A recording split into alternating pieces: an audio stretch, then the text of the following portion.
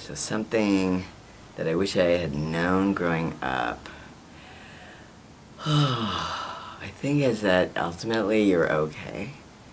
That it doesn't actually matter what's happening around you, and it doesn't matter that other people are going through, let's say, various degrees of madness, that madness is not necessarily yours, and if you want to take some of that madness, it can be productive, and that you can kind of ride it like a broomstick into the future, and in that future, you will ideally see, you will see that life is variegated, large, that we are dipped in spirit, that we're living as human beings, but that we're always connected to the infinite, and the infinite is always present, and that the material world is attractive and complex and confusing, but it isn't really the whole thing. Not to say that you shouldn't love your body, which is the difficult part. Loving your body is so hard because you may get many messages around what that body's supposed to be and how you can control the world and yourself with that body or inside of that body. But those messages ultimately are descended from a very troubled epoch in world history, which we might call like Christian era, not to put down Christ, because Christ has nothing to do with that. It has to do with control and politics and religion and money and order, and taking individuals and collectivizing them in not a good way, not in the circular way, but in the linear way of taxing and using people as fodder and so forth. So when you're worried about your body, or you're worried about how you should be within this particular cultural system, maybe you could think of the way in which bodies have been organized for death, and not necessarily the transcendent death, but the political death, the death that is aligned with war, and you don't have to do that. And even if your mother did that, or your father did that, or your grandfather, your grandmother, your uncles, your aunts, even if they're all conspiring to tell you the way you're supposed to be to fit into this culture, you might want to take the larger lens, open the aperture up very, very wide and see where that's coming from. And you can also connect to the pain that they were in when they were trying to put you in that little vessel, that little vehicle. You can have a lot of compassion for that pain and for your own pain, but you don't have to take it on, and that you're very much more than anything that somebody labels you as. So whether that's some label that somebody gave you, or some label that your friends are giving you, whether your peer group are giving you, whether you think you should take in order to be down, to be with your cohort, you actually don't have to do that. That life is infinitely complex, spirit is infinitely complex. And another thing I think you should remember is that there is no time, which is really, really important. So if you're trying to kind of like grab hold of this era, that can be fine. If you like this era, you can do that. But if you don't like this era, you can kind of ride up and down all of the strata of time, because all of your ancestors, all of your caregivers, all of your affinities, they are present with you at all times, and all you have to do is kind of call them and they'll be there.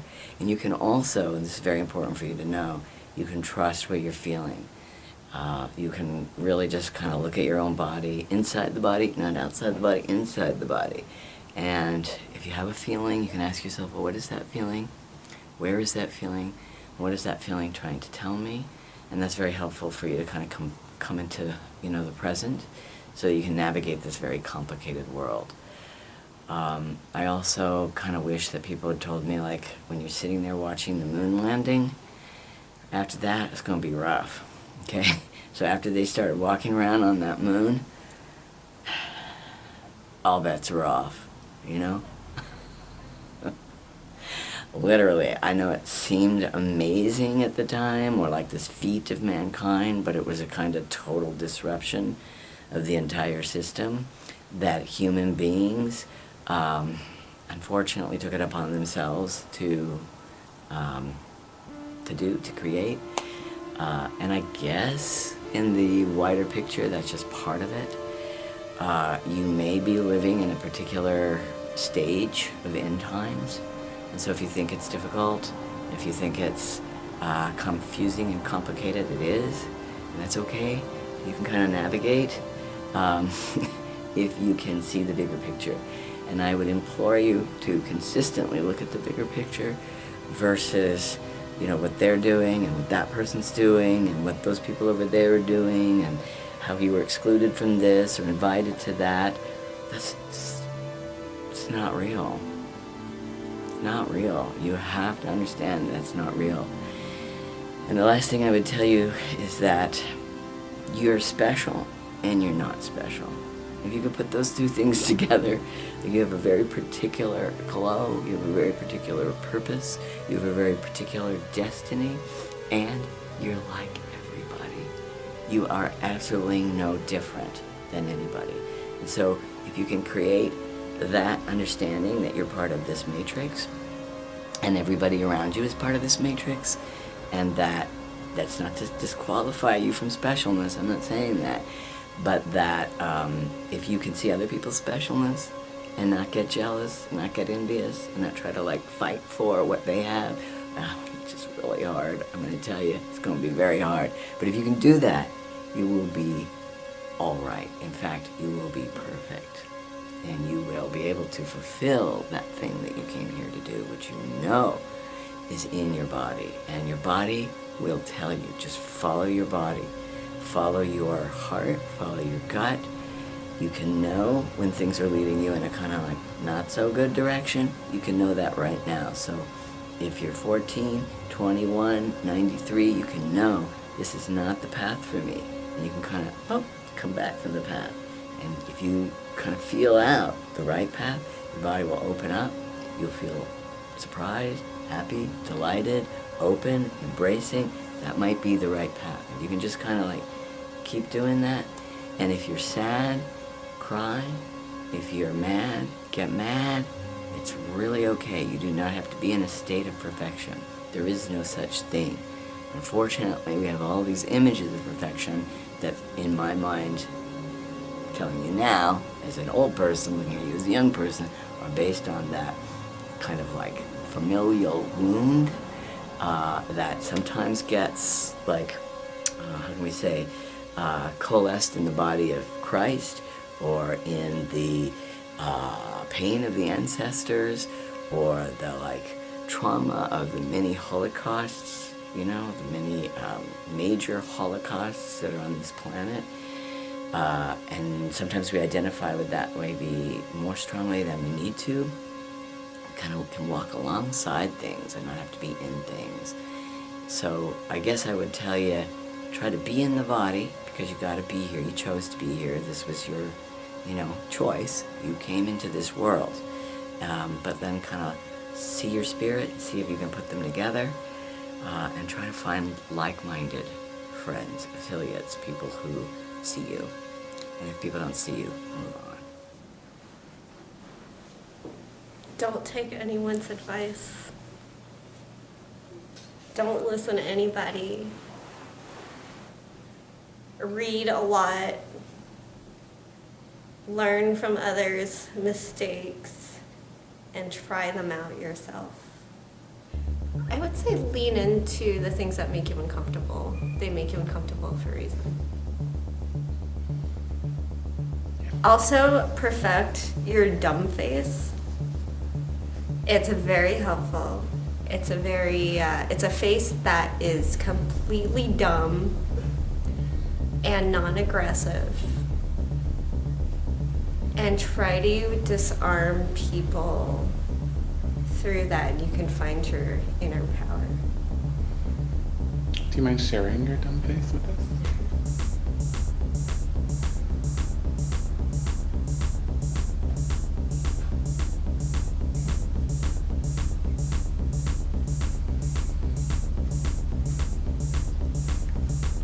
I wish that somebody told me to try to keep my cool and not lash out.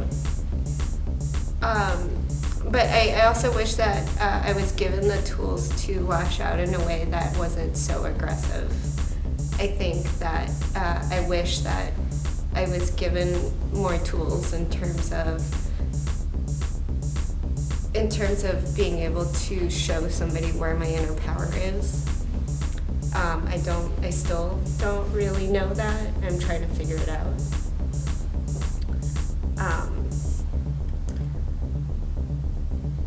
I think that having a sense of self-value and self-worth and self-power are really important. And if you can figure out a way to get those without taking it from someone else and finding it from within, I would like to know.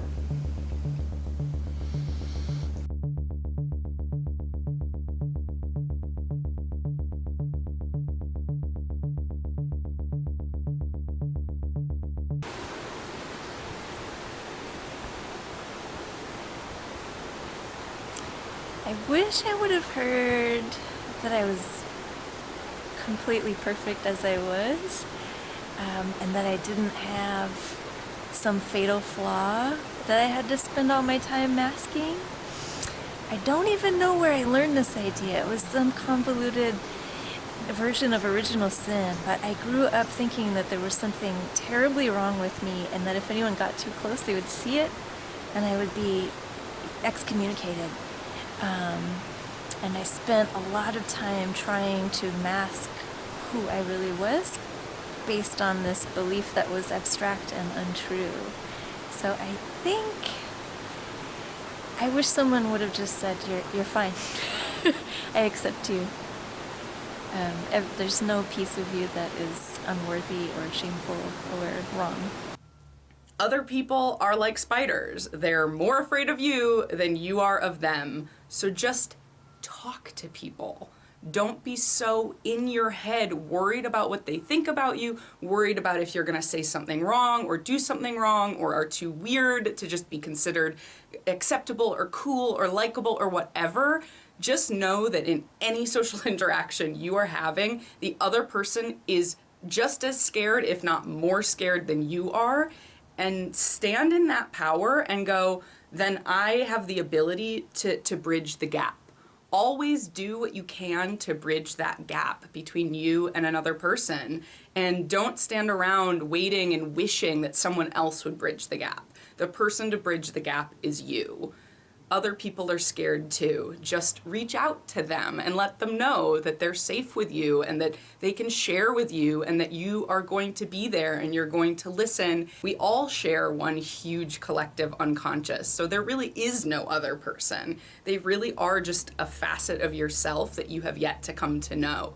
And so it's important to not let the small feelings of being shy or feeling insular or scared or worried about rejection. You can't let those things stop you from building up the energy that it takes to overcome the inertia that would keep you inside yourself. That you're really missing out on this world if you tell yourself the narrative that you are shy or that you are introverted and let that keep you from reaching out. And sometimes you might get your hand batted away, and sometimes you might have someone take a shot at you and make it personal, but you have to have faith that you are strong enough to overcome that, and it's not worth missing out to bolster that fear in yourself and to let the fear be the dominant thing that keeps you from reaching out to other people in this world.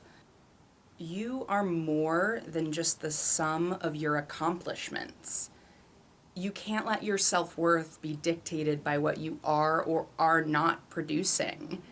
Your value as an individual and your value as a spirit and a being and an entity transcends the physical. It transcends that which you are putting into this world or taking from this world, that you exist beyond the physical self. It can be easy to fall prey to feelings of depression or sadness or anxiety when you put a pressure on yourself to produce in order to have worth. We are not meant to always be producing. A powerful piece of the process of producing anything, be it art, be it work, be it whatever it may be. A powerful piece of the production process is rest. It's important to rest. You have to let yourself rest. You cannot always be up. Sometimes you have to be down. And being down isn't necessarily a bad thing. It's a necessary phase in the process. You cannot have music without rests. Otherwise, everything would just be a cacophony of madness. You need to have negative space in life. You're going to find labels very attractive because labels allow you to create a sense of order for yourself in a world that you're going to perceive as very chaotic. Labels are, like most things, both good and bad. They can be used for either purpose, and they're very slippery and they're very sticky. So you have to be careful with them. You'll find yourself starting to label things so that you're giving yourself a sense of understanding of the world around you and most of all of yourself, and then you're going to suddenly find that those labels have opposing counterparts. You're going to find that this world is full of paradoxes and that you are full of paradoxes. So be careful with labels. In fact, experiment with having no labels at all. When you start telling yourself you have the answers to things, remind yourself that instead of answers, you should only have more questions. When you label yourself, you're going to find that those labels will stick with you. And you're going to find that when you use labels, what you're really looking for is a tool that allows you to instruct other people how you wish to be seen. And that can be very effective, and it can be very useful, especially in scenarios where you know you're not going to be able to get people to give you much consideration. In terms of this world we live in and putting yourself out there, it can be useful to quickly give people an indication of how you wish for them to see you. However, you need to remember that you are the illusionist. All of these labels are just illusions that you're using, that you're manipulating, and don't believe your own illusion. These labels that stick to you can end up sticking to you like thistles sticking on an animal's fur, and they can weigh you down, and you find yourself stuck with all of these things that you've stickemed all over you because you needed to be seen a certain way. Meanwhile, it's just bogging you down, and you can't move through your life anymore because you're being weighed down by old labels that don't really work anymore. So when you have these labels, be careful, and find ways to unstick them. For every label you stick on, maybe try removing another. Maybe try sticking on 2 opposing labels. Just remember that it's all illusion and you're the illusionist. Don't believe your own labels. So something I wish I'd heard when I was younger, I wish I'd heard, I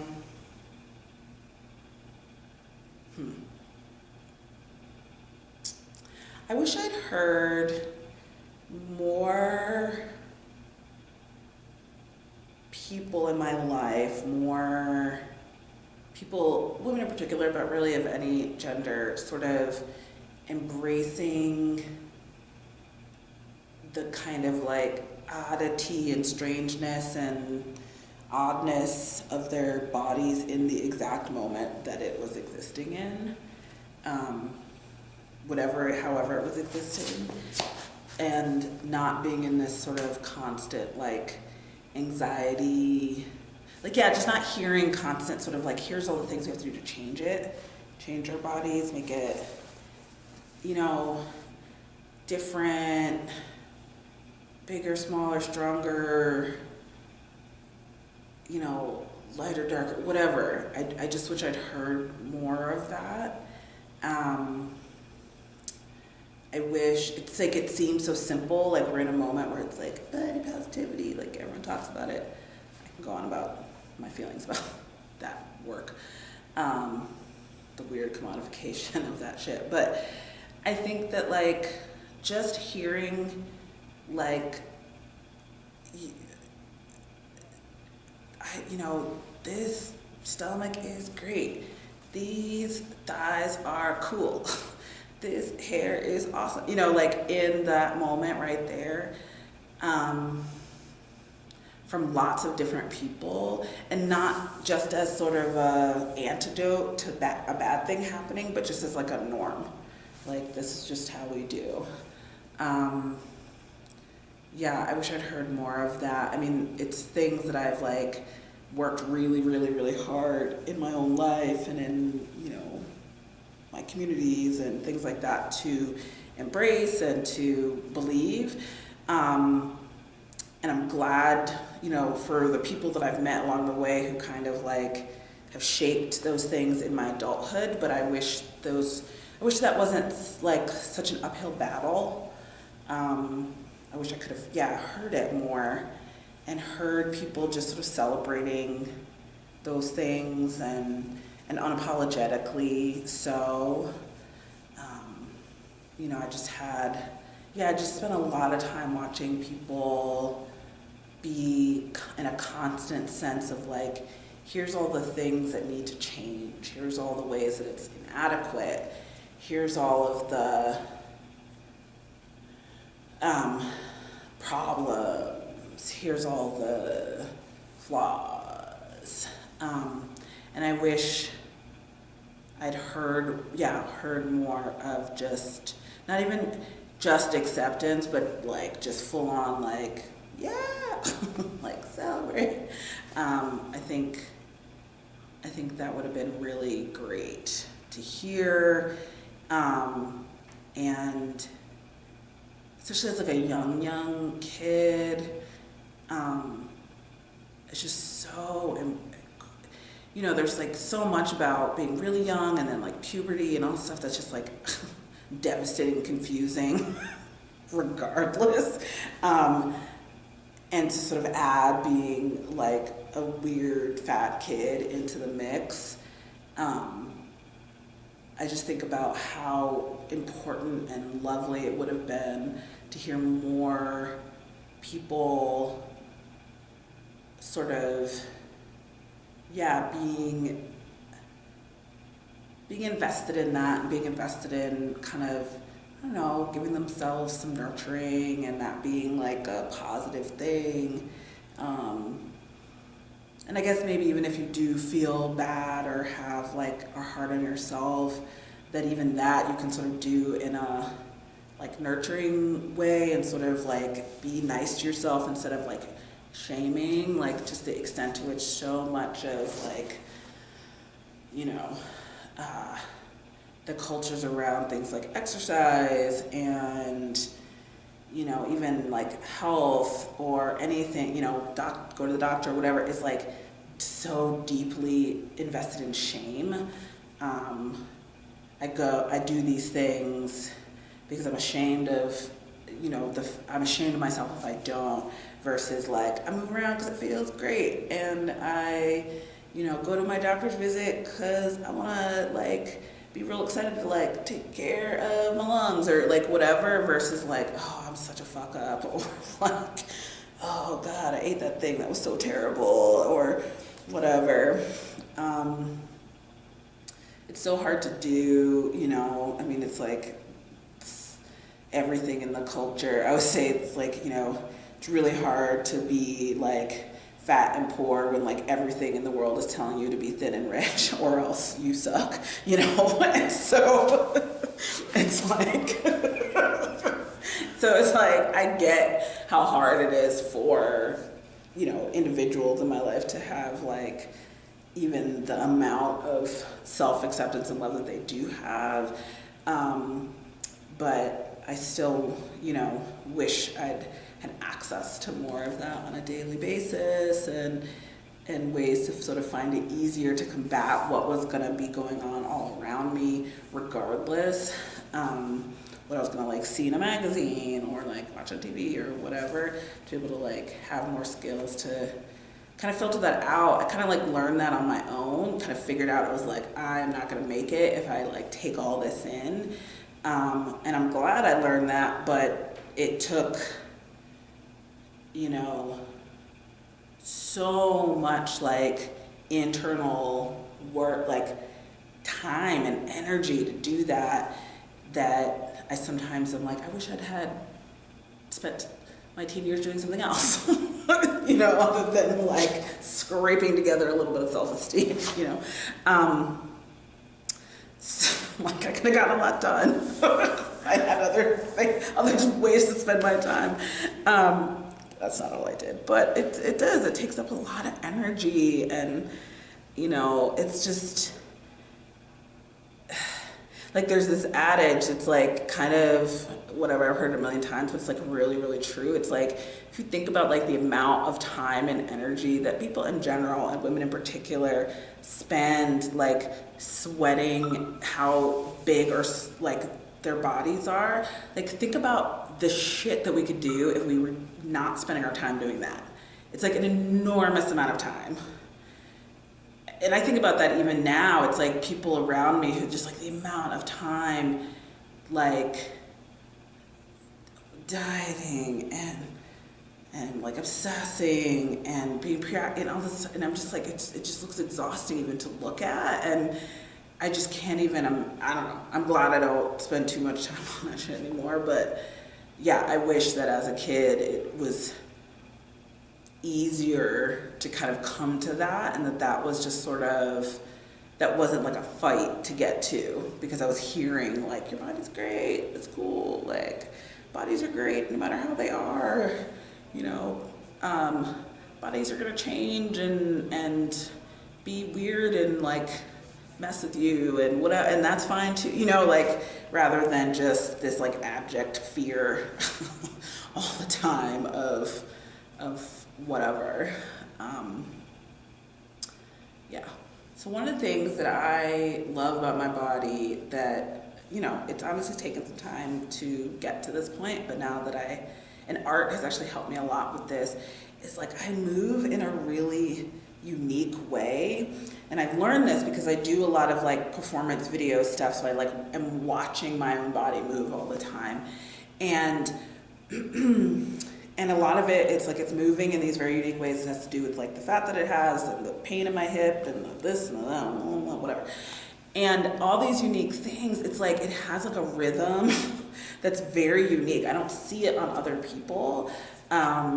It kind of is like, I think of it as almost like, it's like an engineering marvel, you know, that I like, you know, I'm doing things that like, you know, supposedly aren't what I'm supposed to do, but it's like, I have like an injury. I fell off a horse in like 2012 or 11 or something, and I have like it healed badly. I broke my collarbone. There's like a gap this big in my collarbone. It's like all like weird and messed up, and it's painful. I don't enjoy having that, but my body did this really incredible thing of sort of like regrowing tissue in all these like weird ways on this side of my arm, and the ways that I move as a result. The pain I could do without, but the ways that I've like figured out how to like I did a project once, I was like filming my sort of stretching routines, and they're very unique to me, and very kind of, you know,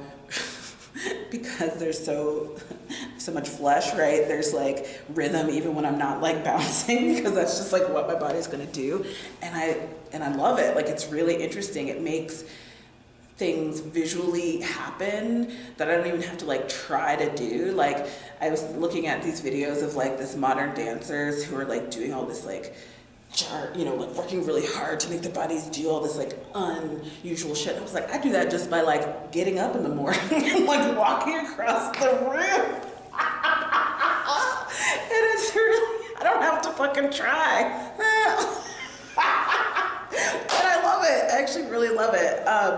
And it's like funny, partly because it's funny, partly because, you know, I know that it's like, you know, because people will often like respond to me and be like, either they're like, you're so brave, or like, you know, I don't know, whatever. But it's like mostly just funny to me, you know. It's like this kind of mix of like sort of gallows humor, like, yep, that's what the fuck it's doing right now. And also just like sheer wonder that like my skeleton with like cracks and holes and extra work that it has to do, and my muscles, and you know, that I'm like really strong. I've done a lot of sports in my life, and it's like all kind of like holding up and moving this thing around. And so then like the ways and the rhythms and the movement, particularly when I'm like walking or jogging or whatever, but just in general, are so mine, that I've just, I really love that. I remember people saying, like, sticks and stones break my bones, but words won't ever hurt me. And my mom was like, but words can hurt you. But in a way, I wish that she hadn't, I know she was trying to like be sympathetic, but I wish I had heard, actually you have a choice about whether or not you let something hurt you. And it can not feel good that somebody's like saying something, but I wish she hadn't told me like I should be giving people that power over me. Like I wish instead she had said, you know, they might be trying to hurt you and that can feel bad, but you have a choice about whether or not you allow someone to hurt you. Like that would have shown, I think that I needed to feel like, I don't know how to say this exactly, but like, I think I grew up with like a lot of hierarchies, and like, I feel like it's part of being valuable just for being, which is another thing that I wish I had been told, is like, basically that like my job in this world is to like take care of myself, and in that moment, instead of thinking about the fact that, and like giving people that power to hurt me, that like I had a choice in that moment of deciding to take care of myself, and that I was like worth that. Like I was valuable enough that I should be trying to do that. I should, not just to be safe, but to take care. Yeah. I think, I wish, you know, like something that I've shared with my partner was about how much it meant to me as a kid to hear good job. But recently I started thinking about that, and you know, based on our conversations, in a different way, because I realized like in saying good job, even though it was like done with love, like it also, because I like felt like I needed to do a good job in order to be loved, I wish I had just heard like, I love you, that's enough, I'm glad you did that, but you don't need to do that to be like loved. Yeah, I love when you do well, but that's not why I love you, is because you did well or something. Yeah, right? You're enough, Edgar. You're enough, Kate. Thanks. You're more than enough. I love you as you are, and you're doing a great job. Yeah, and you're doing a great job. I wish somebody would have told me to stare at the beast in the mirror and look at it in the eye and tell it that I love it, that I will protect it, that I will let nobody hurt it.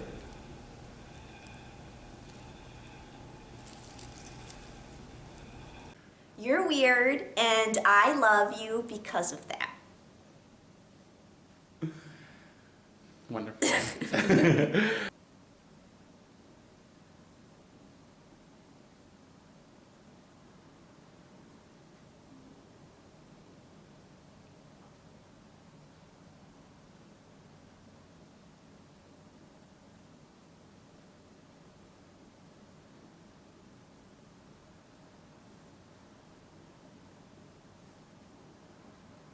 So even when you feel unloved and misunderstood and hurt by the things that some people say, think, or do to you, just know that there are other people in this world, including me, that love you profoundly and recognize how amazing you are and how much of a gift you are to this world and how much medicine you bring to it, and just how much of an amazing treasure you are.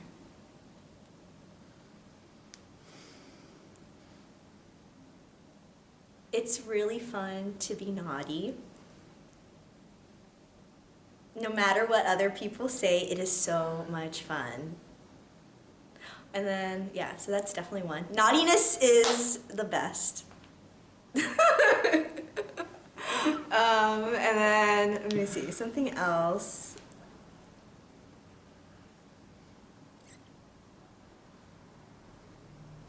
Oh, just because you can do something does not mean that you should. Yes, definitely. So yeah, you know, you can think about it and maybe do it. Or you also can just not do it, too. Yeah. Yeah, that was definitely a big one. Just because you can do something doesn't mean that you should. When you visit the family, just make sure you're high.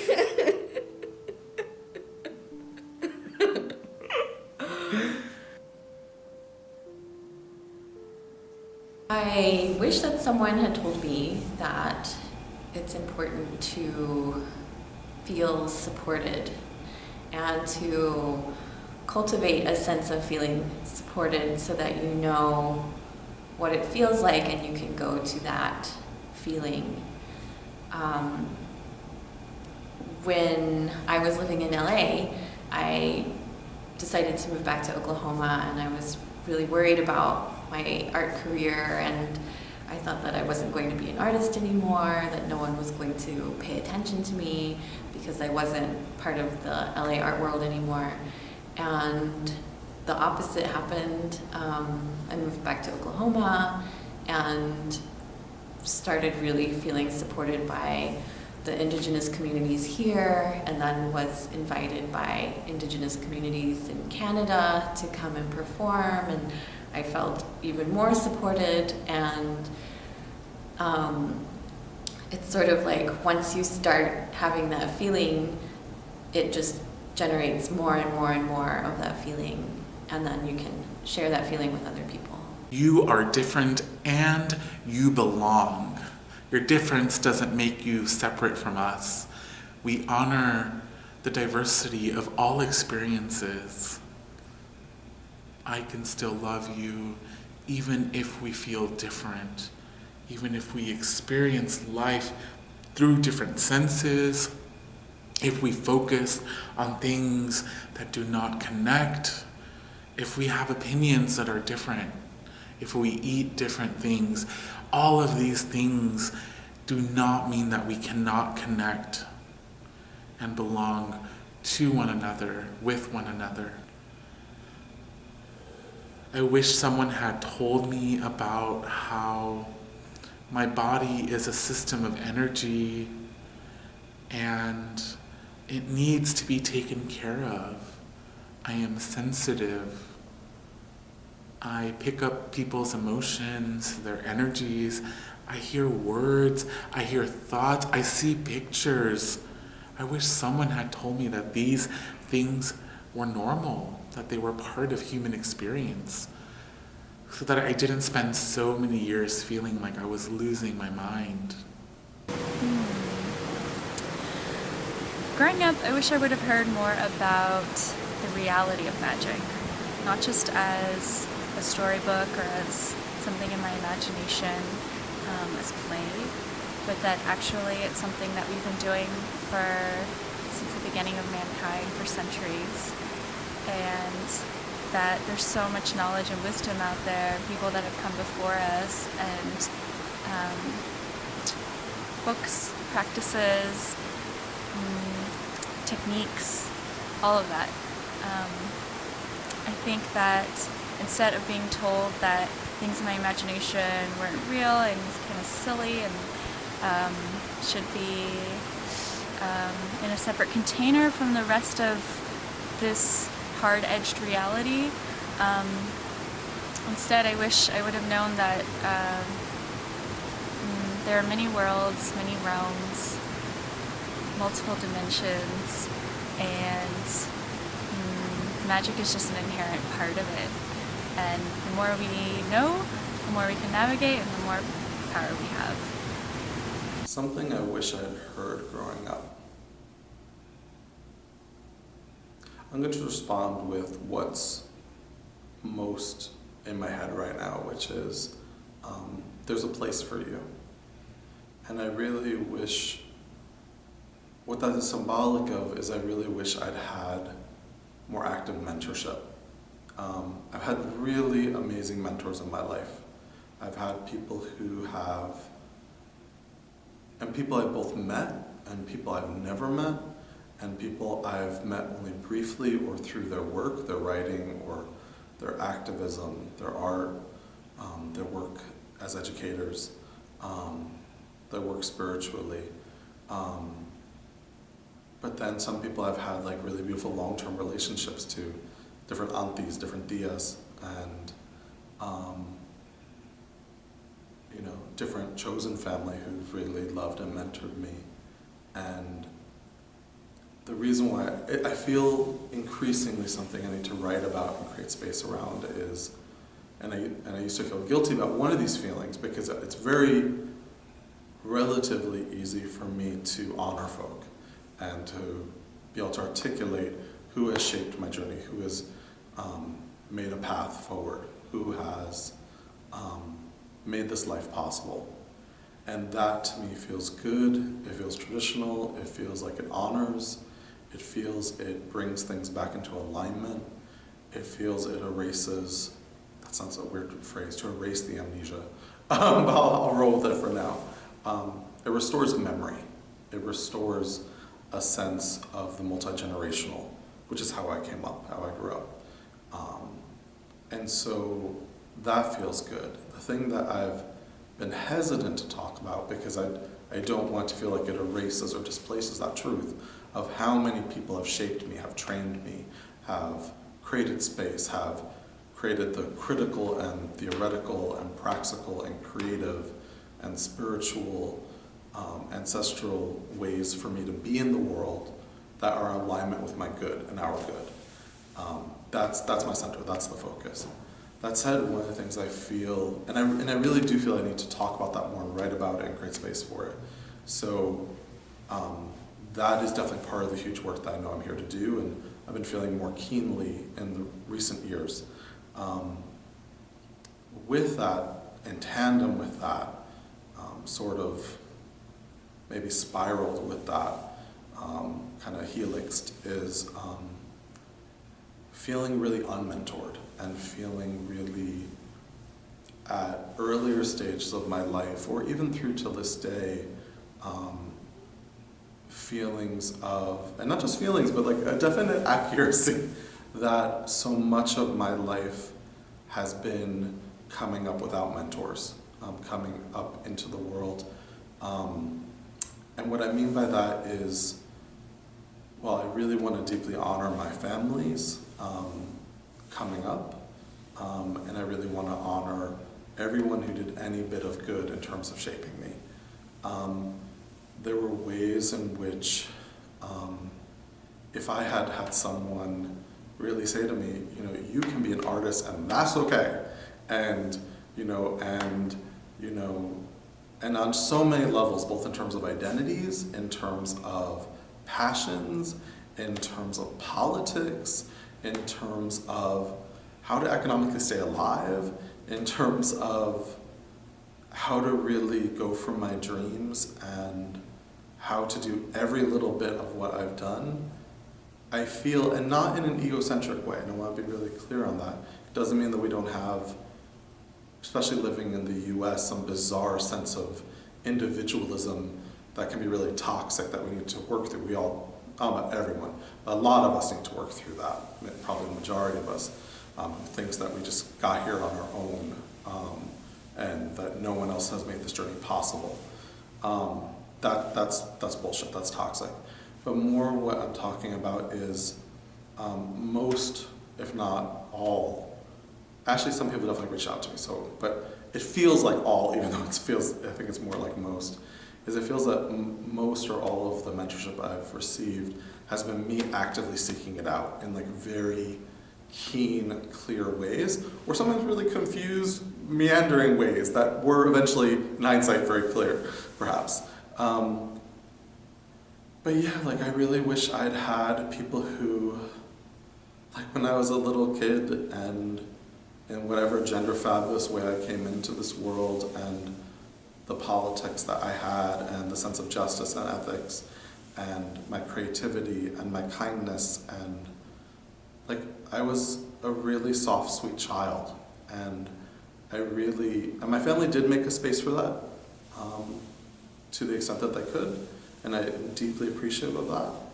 But also it was really harsh and I was broken continually in so many different ways coming up into this world, and if I had had people much more actively create a space for me and let me know there was a space for me in terms of who I wanted to be, and that there weren't so many attempts to break me from a very young age in so many different ways, from so many different directions. And if I'd had someone, for example, help me apply to college, you know, if I'd had someone to talk to when the high school guidance counselor was trying to recommend me going into the military and to go to community college, and the same guidance counselor had my brothers in high school.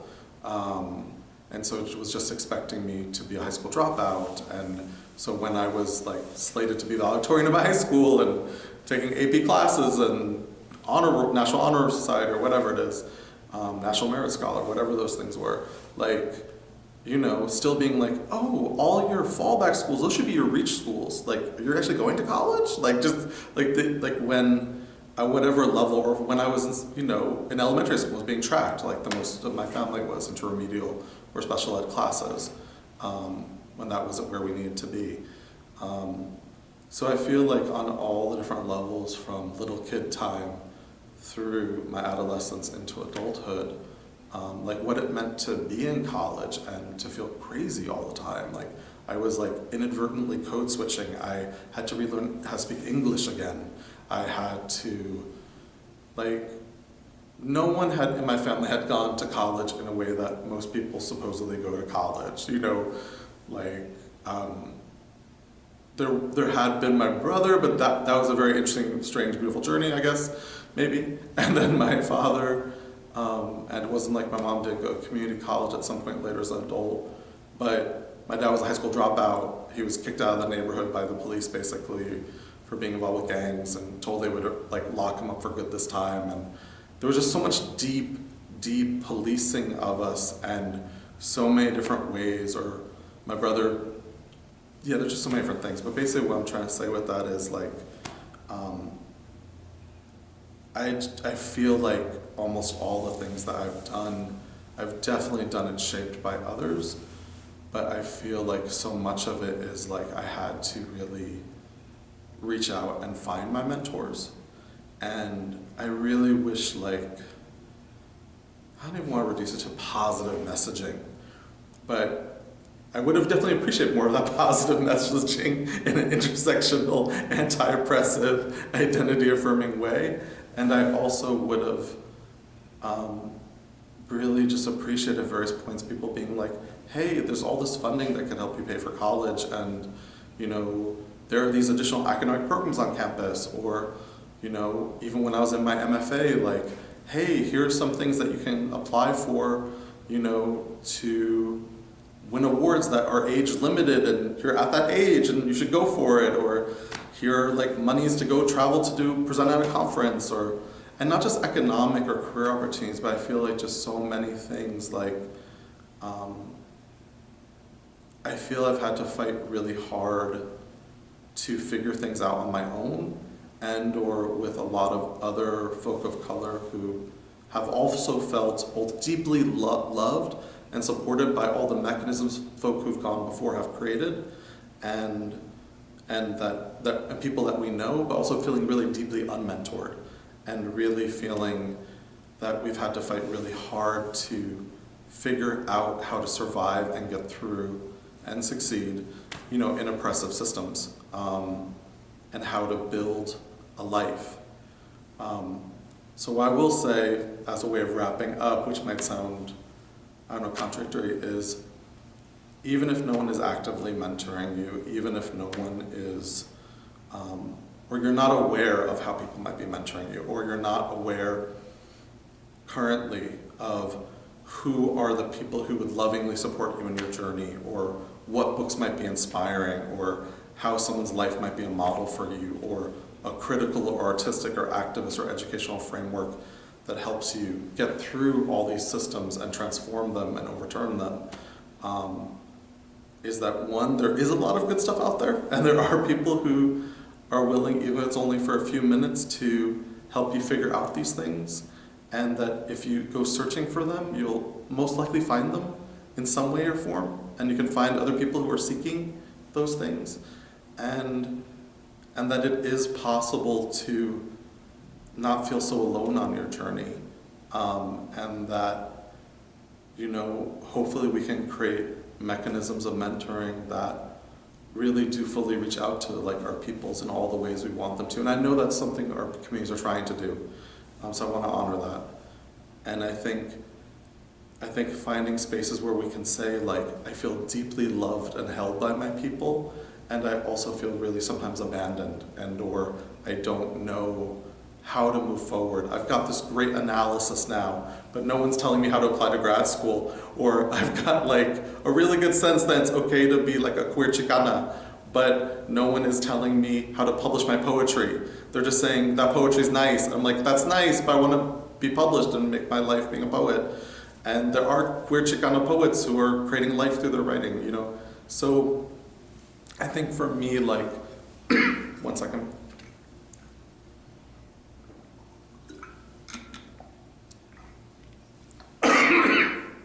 Excuse me. So I think for me, like, just knowing that it's okay to feel both really loved and well accompanied, you know, bien acompañada. They can feel very well accompanied on the journey. You have compañeros, and at the same time, like, feel really alone and really isolated and having to figure things out all yourself, and that there are resources and people out there, and hopefully as we build our communities and build the world we want, we can increasingly find ways of reaching each other and finding each other so that we can feel more guided and welcomed and know that there is a place for us truly and fully and prosperously in this world. Mentoring others has been a huge part of my life, and I do it pretty intensively, pretty East Coast intense, pretty South Bronx intense, and I'm like, oh, you want to do this? And I'm like, here's all these resources, and let's, like, you know, apply, you know, I'll work with you on your application to grad school, and okay, let's edit your poetry 17 times, and let's, oh, you're coming out and you're mixed race. Okay, here are all the mixed race resources, and here's this, and here, oh, you're moving cross country. Like, here are the phone numbers of 17 of my friends who live in that place.